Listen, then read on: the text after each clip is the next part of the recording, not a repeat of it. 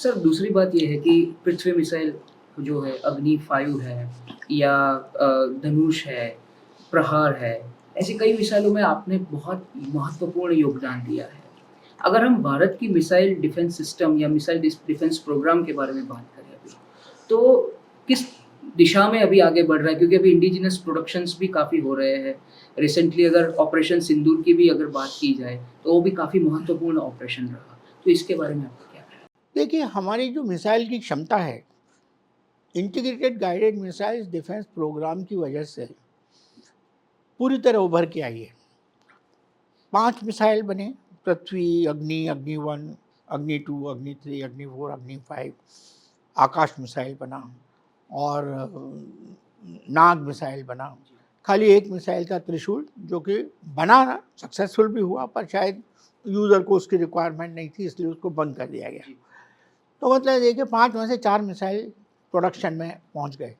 पृथ्वी missile का हमने production किया, उसका इंडक्शन किया आर्म फोर्सेस में, आर्म फोर्सेस को ट्रेन किया, उसका प्रोडक्शन फैसिलिटी बीडीएल में, ऑर्डिनेंस फैक्ट्रीज में और भारत अर्थ मूवर्स में कम से कम नहीं तो 15 पब्लिक सेक्टर अंडरटेकिंग्स और 35 और 36 प्राइवेट अंडरटेकिंग्स में उनका प्रोडक्शन स्थापित किया और उसको रेगुलराइज करके प्रोडक्शन करके नंबर्स बना के दिए। इसी तरह आकाश का भी हुआ, आकाश का भी प्रोडक्शन बना, भारत इलेक्ट्रॉनिक्स में हुआ, बीडीएल में हुआ, आकाश प्रोडक्शन बन गया, आज आकाश नंबर्स में बन रहा है। अग्नि भी इसी तरह बन गए। तो हमारे पास इस समय मिसाइल के क्षेत्र में पूरी आत्मनिर्भरता है। सरफेस टू सरफेस मिसाइल हुए, सरफेस टू एयर मिसाइल हुए। इसके साथ साथ जो है, जब आईजीएमडीपी चल रहा था तो पैरेलल में और प्रोग्राम शुरू हो गए। एक प्रोग्राम शुरू हुआ कि हम लोग जो है सबमरीन से मिसाइल को लॉन्च करेंगे। तो उस समय बोलते थे K-15 प्रोग्राम। तो सबमरीन से मिसाइल, तो एक K-15 का भी डेवलपमेंट हो गया, जिसका की प्रोडक्शन हुआ। और आपने शायद सुना होगा कि भारत के पास सबमरीन से मिसाइल लॉन्च करने की क्षमता है। हमारी न्यूक्लियर सबमरीन से हम मिसाइल लॉन्च कर सकते हैं। K-15 का विकास हो गया, प्रोडक्शन हो गया। उसके बाद हमारे पास क्रूज मिसाइल की कुछ कमी थी। उस समय हमने क्रूज मिसाइल का कोई प्रोग्राम नहीं रखा था। तो डॉक्टर कलाम ने कहा कि हम क्रूज मिसाइल का प्रोग्राम जो है रशियंस के साथ मिलकर करेंगे। तो रशियंस के साथ एक प्रोग्राम साइन हुआ, उसका नाम पड़ा ब्रह्मोस।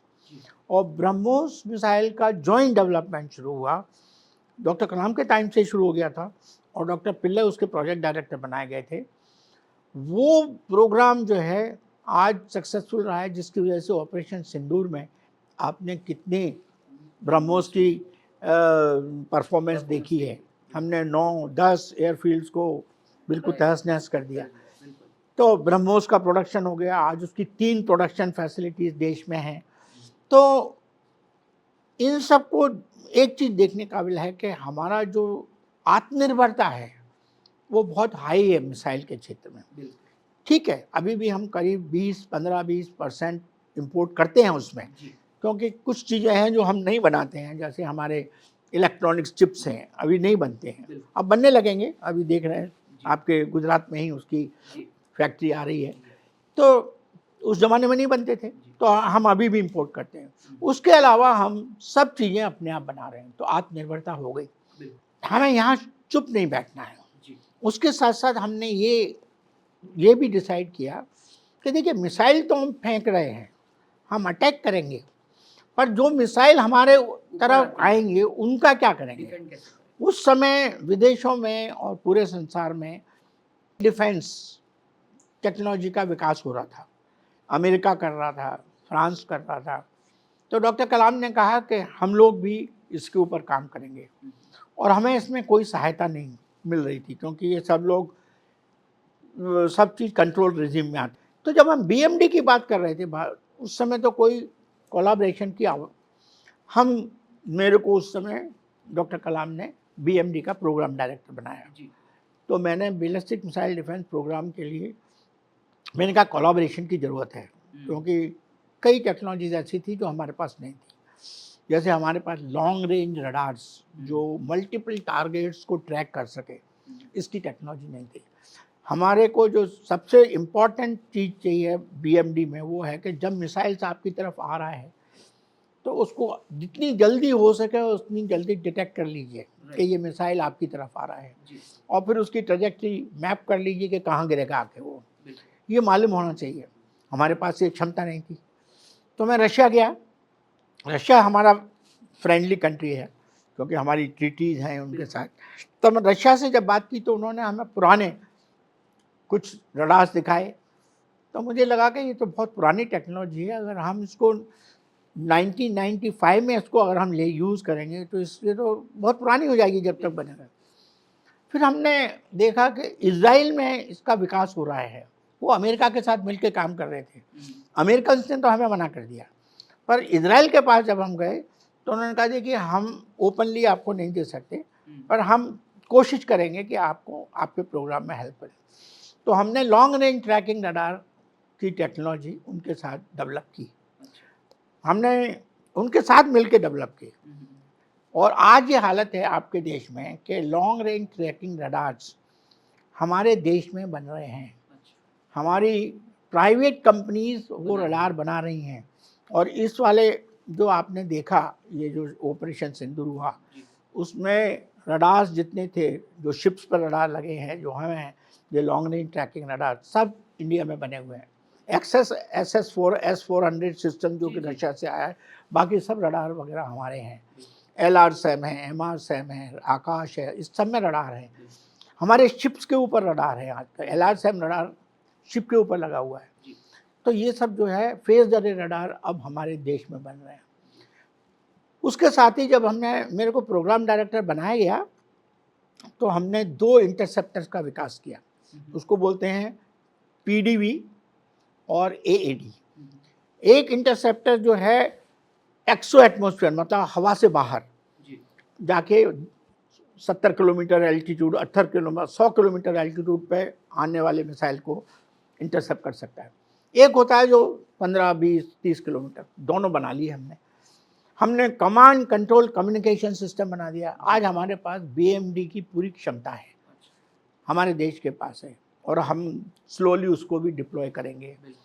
तो इन सब को देखते हुए मैं एक गर्व के साथ कह सकता हूँ कि भारत देश में मिसाइल डिफेंस में आत्मनिर्भरता पूरी तरह से हासिल हो चुकी है। चाहे वो सरफेस टू सरफेस मिसाइल हो, चाहे वो स्ट्रेटेजिक मिसाइल्स हो, चाहे वो सरफेस टू एयर मिसाइल हो। अब तो हमारे पास क्रूज मिसाइल्स भी हैं। नॉट ओनली ब्रह्मोस, हमारे पास एक सबसोनिक क्रूज मिसाइल है निर्भय, वो भी है हमारे पास, जो भी इसका भी विकास हम लोगों ने किया है। बाद में IGMT के बाद हुआ ये सब। तो डेवलपमेंट हमारे पास मिसाइल के क्षेत्र में बहुत हुए हैं। और अब तो और नई प्रोजेक्ट्स चल रही हैं। आज समय प्रलय मिसाइल का विकास हो रहा है, शोल्डर फायर्ड मिसाइल का विकास हो रहा है। हेलिना मिसाइल जो कि हेलीकॉप्टर से लैंड चुके, वो भी अभी इंट्रोड्यूस हो गया है। अस्त्रा मिसाइल जो कि एयर टू एयर मिसाइल है, जिसको कि हमने सुखोई के ऊपर इंटीग्रेट किया है, वो भी हमारे पास है। तो इस तरह के मिसाइल सब DRDO में डेवलप हुए और हमारी production agencies Bharat dynamics limited, Bharat electronics, HAL, ordnance factory, सब ने मिलकर उनका प्रोडक्शन किया। गुड मॉर्निंग गुजरात में तमारू हार्दिक स्वागत है।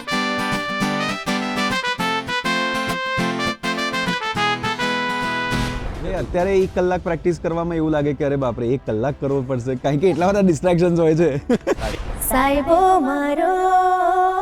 સાહેબો મારો રતુંબડો ગુલાલ રે, જૂનાગઢ શહેરની બજારમાં. કે ટીચર જેનું બી નામ બોલે ને એને ઊભા થઈ જવાનું. अच्छा, તોફાન હું કરું, અંગૂઠા એ પકડે. मैं शायर तो नहीं, मैं शायर तो नहीं, मगर ऐ हंसी जब से देखा मैंने तुझको. તો મારું મ્યુઝિક પતી ગયું, એને ઉપડવાની જગ્યાએ આખું ઓડિયન્સ ગાવા માંડ્યું. મારી પાપણના પલકાર રાખું તને, મારા હૈયાના ધબકાર માપું તને, મારા ચહેરામાં ચહેરો દેખાય છે, તને જોઈને શું મન થાય છે. એ મગજમાં રાખીને મેં એવું નથી કર્યું કે હું રાઇમ્સ નહીં ગાઉં કે ભજન નહીં ગાઉં. મને બધું જ ગાવું ગમે. तुझको ओ मेरे यारों संभलना मुश्किल हो गया. મોર્નિંગ ગુજરાત સોમવારથી શુક્રવાર સવારે 7 કલાકે માત્ર ડીડી ગિરનાર અને DD news Gujarati YouTube channel પર.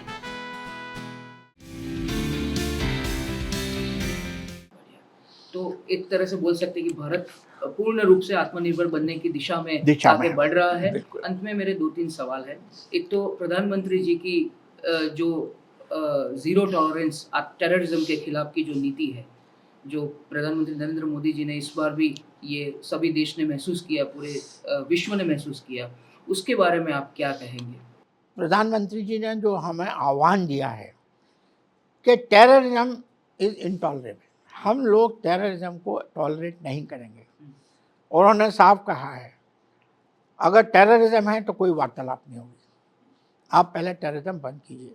इस समय उन्होंने टेररिज्म का दिखाया था जो 22 अप्रैल में हुआ, वो तो एक लिमिट है टेररिज्म की. और हमारे देश पर टेररिज्म का अटैक कितनी बार हो चुका है. हम लोगों ने अपनी सहनशीलता दिखाते हुए कई बार रिस्पॉन्स किया, पर पिछले 10 साल में हमने एक डिसीजन लिया कि नहीं, अब नहीं. और इसी वजह से आप देख रहे हैं हमने कितने अटेम्प्ट किए, हमने सब ऑपरेशंस करके दिखा दिए, ओडी दिखा दिया, ये कर दिया, बालाकोट दिखा दिया, सब हो गया. तो हम इस समय तैयार हैं कि हम टेररिज्म को बिल्कुल बर्दाश्त नहीं करेंगे. और उसके लिए हमें स्पेशल टेक्नोलॉजीज की ज़रूरत होती है. एक तो होता है सर्विलेंस. हमें आप देखा होगा आपने ऑपरेशन सिंदूर में, हमें टेररिस्ट के कहाँ कहाँ ठिकाने थे पाकिस्तान में, उसकी पूरी जानकारी थी. इसीलिए हमारे बॉम्ब्स, हमारे रॉकेट वहाँ जाके गिरे. हमने कोई उनकी सिविलियन बिल्डिंग को तबाह नहीं किया, हमने कोई सिविलियन एरिया को तबाह नहीं, हमने खाली टेररिज्म के जितने गढ़ हैं उनको ख़त्म किया. बाद में हमने उन जगहों मिलिट्री एस्टेब्लिशमेंट को जगह किया जहाँ से वो टेररिस्ट को सपोर्ट करते थे, एयरफोर्स बेस, तो हमने एयरफोर्स. तो ये बात बिल्कुल सही है कि हम टेररिज्म को नहीं सहन करेंगे और मैं उससे पूरी तरह सहमत हूँ. हमें उन टेक्नोलॉजीज़ का विकास करना चाहिए. जैसे अब हमें चाहिए कि आने वाले वारफेयर के लिए ड्रोन्स का उपयोग बहुत होगा. हमें ड्रोन्स का, हमने इस बार अपने ड्रोन्स यूज़ किए, पर हमें ड्रोन्स को और आगे बढ़ाना है. स्मार्ट ड्रोन्स बनाने हैं जो ड्रोन एक दूसरे से हवा में बात कर सके. जैसे 2 हवाई जहाज आपस में बात करते हैं जब उड़ते हैं, तो ड्रोन्स भी आपस में बात कर सकें और एक दूसरे से इंफॉर्मेशन एक्सचेंज करके वारफेयर में पार्टिसिपेट कर सकें. बिना पायलट के हम लोग वारफेयर करेंगे. हम लोगों ने लाइन ऑफ कंट्रोल क्रॉस नहीं किया, पर हम ड्रोन्स उनके क्षेत्र में भेज सकते हैं जैसे उन्होंने अपने क्षेत्र में भेजे थे. हमारा एंटी ड्रोन सिस्टम इस समय बहुत अच्छा काम किया. आपने देखा 400 के करीब ड्रोन्स आए और हमने उनको सबको ख़त्म कर दिया. तो हमें उसको और आगे बढ़ाना है. हमें अपने ड्रोन्स बनाने हैं. तरह तरह के ड्रोन्स आजकल आ गए हैं और उनका विकास करना है. तो ये एक नया एरिया है. तो बहुत ज़्यादा काम करना है क्योंकि टेक्नोलॉजी बढ़ रही है. आप जान रहे हैं कि नई टेक्नोलॉजीज आ रही हैं. स्मार्टनेस के लिए artificial intelligence, internet of things, robotics, ये सब चीज़ें आ रही हैं. तो अब जो है सोल्जर नहीं जाएगा लड़ने के लिए, रोबोट्स जाएंगे लड़ने के लिए, ड्रोन्स जाएंगे लड़ने के लिए, पर वो एक सोल्जर, इंटेलिजेंट सोल्जर की तरह बिहेव करेंगे. ये एक पद्धति जो रणनीति अब आने वाली है उसकी तरफ हमें आगे बढ़ना है. और आने वाले साइंटिस्ट से मैं यही कहना चाहूँगा कि जो नई टेक्नोलॉजीज आ रही हैं उनके ऊपर अपनी महारत हासिल करें, उनका उपयोग करें. और स्टार्टअप कंपनीज जितनी हो सकती हैं, जैसे स्पेस में अभी आई, इसी तरह डिफेंस में भी स्टार्टअप कंपनीज आएँ और नए नए प्रयोग करके नए नए वेपन्स का विकास करें जिससे देश आत्मनिर्भर हो सके. जी, बहुत बढ़िया सर, आपने काफ़ी अच्छा विचार रखा है. अंत में नीति आयोग के आप सदस्य हैं और 2047 में जब विकसित भारत का जो प्रधानमंत्री श्री नरेंद्र मोदी जी का संकल्प है, उसको साकार करने के लिए पूरे देश को और नीति आयोग किस दिशा में आगे बढ़ना चाहिए? हमारे ऑनरेबल प्राइम मिनिस्टर का जो संकल्प है वो है विकसित भारत एट 2047, यानी आने वाले 22 साल में हमें एक विकसित भारत के रूप में उभर के आना है. अब विकसित भारत के क्या मापदंड हैं, ये बहुत सोचने की बात है. एक मापदंड तो ये है कि हमारी जीडीपी जो है $30 ट्रिलियन हो जाए उस समय, मतलब हम एक सशक्त देश बने जहां हमारी इकोनॉमी अच्छी है. हमारी पर कैपिटा इनकम जो इस समय लो है वो बढ़ जाए। हमारे जो स्टेट्स हैं, कुछ स्टेट्स हैं जो काफ़ी डेवलप हो चुके हैं, कुछ स्टेट्स इतने डेवलप नहीं हुए हैं, तो ये जो डिस्पैरिटी है ये ख़त्म हो जाए और हर क्षेत्र में हम विकास कर सकें। और सबसे बड़ी बात है हम आत्मनिर्भर हो जाए। आत्मनिर्भरता हमारी होनी चाहिए और सस्टेनेबिलिटी होनी चाहिए, क्योंकि जो भी टेक्नोलॉजीज बनाएंगे हम आने वाले देशों में, उसका क्लाइमेट के ऊपर क्या असर होगा, उसका सोसाइटी के ऊपर क्या असर होगा, ये हमें बहुत ध्यान में रखना है। क्योंकि आप जानते हैं ऑलरेडी अभी कहा है कि 2032 तक we are crossing 1.5 degree Celsius और हमने लिमिट रखी है 2 डिग्री से ज़्यादा नहीं जाना चाहिए, नहीं तो विनाश हो जाएगा। तो अगर हम आने वाली टेक्नोलॉजी जो भी बनाएंगे विकसित भारत के लिए, उसमें सस्टेनेबिलिटी का ध्यान नहीं रखेंगे तो डिज़ास्टर होगा। तो ये एक बात है। मोदी जी ने एक और बात कही है कि देखिए, अगर स्टेट्स स्ट्रांग होंगी तो भारत देश स्ट्रांग होगा, तो हमें हर स्टेट को स्ट्रांग बनाना है। तो नीति आयोग का एक काम है कोऑपरेटिव फेडरलिज्म, मतलब स्टेट्स के साथ मिलके उनकी उन्नति में उनको सहायक करना। तो हम स्टेट सपोर्ट मिशन बनाते हैं, वहाँ में कोई चीज़ की ज़रूरत होती है तो उसको मुहैया करते हैं। उनके लिए जो स्टेट इंस्टीट्यूशन फॉर ट्रांसफॉर्मेशन उनको एस्टेब्लिश करते हैं, जिससे उनका जो विज़न 2047 है, जैसे गुजरात गवर्नमेंट का विज़न हम लोगों ने नीति आयोग के साथ मिलकर विज़न 2047 गुजरात गवर्नमेंट का बनाया, इसी तरह आंध्र प्रदेश का बन रहा है, इसी तरह और स्टेट्स का बन रहा है। तो ये सब प्रक्रिया इस दिशा में है कि स्टेट्स स्ट्रांग बने तो भारत देश स्ट्रांग बनेगा। हर क्षेत्र में, चाहे वो एजुकेशन हो, चाहे हेल्थ हो, चाहे एग्रीकल्चर हो या न्यूट्रिशन हो, जो भी हो, स्वस्थ भारत होना चाहिए, स्वच्छ भारत होना चाहिए, स्ट्रांग भारत होना चाहिए, बढ़िया टेक्नोलॉजी होनी चाहिए और इकोनॉमिकली स्ट्रांग होना चाहिए। हम विश्व बंधु के रूप में बाहर आए। क्यों उसका विश्व बंधु? इसलिए हमारे पास डेमोग्राफिक डिविडेंड है, हमारे पास इस समय यंग जनरेशन है, आप जैसे लोग इस समय हैं जो हमारे देश को आगे ले जा रहे हैं। अगर हम अपनी इस यंग जनरेशन को स्किल दे सकें, अगर हम जो लेटेस्ट टेक्नोलॉजीज़ हैं, लेटेस्ट टेक्नोलॉजीज के साथ उनकी स्किल्स बढ़ा सकें और वो नए नए एंटरप्रेन्योर्स बन के बाहर निकलें, ना कि जॉब सीकर, तो हमारे देश की इकोनॉमी जो है बहुत आगे बढ़ेगी, एम्प्लॉयमेंट बढ़ जाएगा, क्योंकि वो जॉब गिवर होंगे, जॉब सीकर नहीं होंगे। तो ये सब स्टेप्स हैं जो विकसित भारत 2047 के लिए हमारे ऑनरेबल प्राइम मिनिस्टर ने हमारे सामने रखी हैं और नीति आयोग उनको आगे बढ़ा रहा है अपने कोऑर्डिनेशन के द्वारा, स्टेट्स के साथ मिलके, विभिन्न मिनिस्ट्रीज़ के साथ मिलके, और इसी दिशा में हमारा पूरा प्रयास है। तो हम आशा रखते हैं सर, जो प्रधानमंत्री जी ने 2047 का जो विजन रखा है विकसित भारत का, उस दिशा में ही हम लोग आगे बढ़े और विकसित भारत का जो संकल्प है उसके साकार करें। तो सर, दूरदर्शन से बात करने के लिए आपका बहुत बहुत शुक्रिया। तो दर्शकों, जैसे कि आपने सुना कि डॉक्टर विजय कुमार सारस्वत जी distinguished scientist, Padmashri, Padma Bhushan award से सम्मानित और डिफेंस रिसर्च डेवलपमेंट ऑर्गेनाइजेशन के पूर्व सचिव, जिन्होंने कई पहलुओं पे बात की। उन्होंने अपनी सफलताओं के बारे में बात की, उनकी विफलताओं के बारे में बात की, भारत किस दिशा में डिफेंस के सेक्टर में आगे बढ़ रहा है उसके बारे में बात की, और 2047 तक अगर हमें विकसित भारत का जो संकल्प साकार करना है तो कौन कौन से पहलुओं को ध्यान में रखना चाहिए उसके बारे में भी अपना मार्गदर्शन दिया।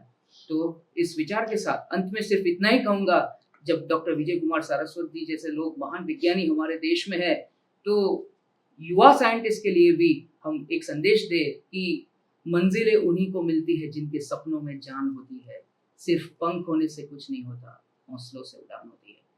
इस विचार के साथ इस कार्यक्रम में इतना ही। नमस्कार।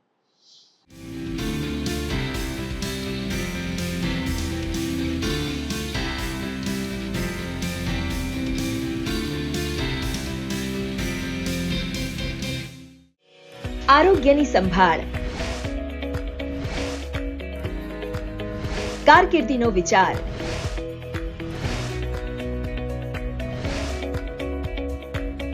પ્રકૃતિનું સંરક્ષણ,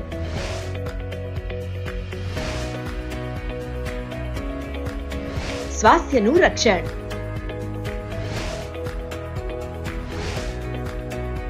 ખુશીથી જીવન.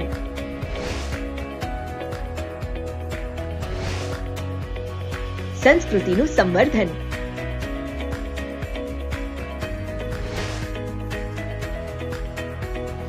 તમારા જીવનને સ્પર્શે તેવા વિષય પર ચર્ચા. જુઓ જિંદગી કેફેમાં દર સોમવારથી શુક્રવાર બપોરે 3:30 કલાકે માત્ર ડીડી ગિરનાર અને અમારી YouTube channel DD news Gujarati પર.